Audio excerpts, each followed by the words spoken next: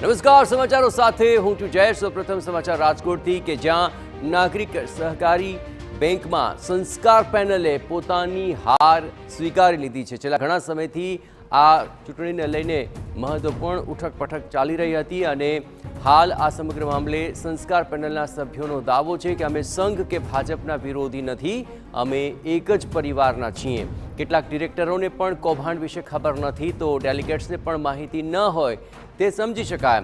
આગળ શું કરવું તે અમે હવે ચર્ચા વિચારણા બાદ નક્કી કરીશું।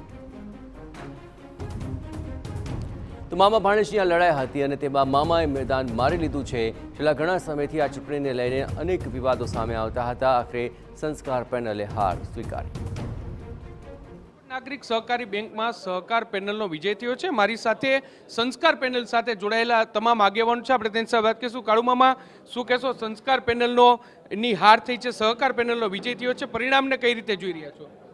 અમને રિઝલ્ટનો ખ્યાલ જ હતો, અમારી વાત લોકો સુધી પહોંચે એટલા માટે જંગ લડતા હતા। અને બીજી વાત, અને અમે તો સેનાપતિ વગરનું લશ્કર લીડ્યું, આટલા મત મળ્યા અમારા માટે તો ગૌરવની વાત છે। આ લોકો એમ કહેતા હતા કે એક મત નહીં મળે, એને બદલે આટલા મત મળ્યા એનો અમને આનંદ છે। નહીં, પણ જે આક્ષેપો થયા હતા તમારા દ્વારા જે કરવામાં આવ્યા હતા આક્ષેપો, શું માનો છો કે ડેલિગેટ સુધી આ વાત ન પહોંચી? ડેલિગેટ સુધી વાત પહોંચી, પણ છે શરમ ધરમ દબાણ એને હિસાબે કાંઈ કોઈ એવા ભયને હિસાબે આ લોકો શું કહેશો આપ? જુઓ, આપણે જે બે વસ્તુ છે ભાઈ, કે એક તો 196 મતદાર જ હતા, એટલે જે લડનાર છે, જે વર્ષોથી ડેલિગેટ્સ છે, બધા જાણે છે કે ભાઈ કેવી રીતે મતદાન થવાનું। છતાં પણ આ એક લડાઈ લડવી જરૂરી હતી, કારણ કે આપે કીધું ને કે ડેલિગેટ સુધી વાત નથી પહોંચી। હવે ભાઈ હું માનું છું ત્યાં સુધી ઘણા બધા ડિરેક્ટર્સને પણ પૂરી ફ્રોડ અંગેની માહિતી નહોતી। એક વસ્તુ છે ફ્રોડ, એક વસ્તુ છે good governance of the bank, આ બીજી વસ્તુ છે। આના માટેની એક લડાઈ છે। એ લડાઈમાં ભાઈ આજે કોઈ 20 બોર્ડ મેમ્બર હોય તો બેનો મત વિરોધ હોય, તો વિરોધી મતનો અર્થ એ નથી કે એ કોઈ સામેવાળા છે। આ તો સામે આ સત્યની લડાઈ છે। સામે કોણ લડે છે?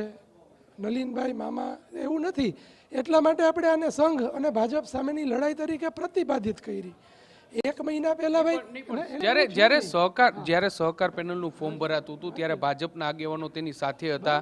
ભાજપના આગેવાનો કલ્પકભાઈને મળવા માટે પહોંચ્યા હતા।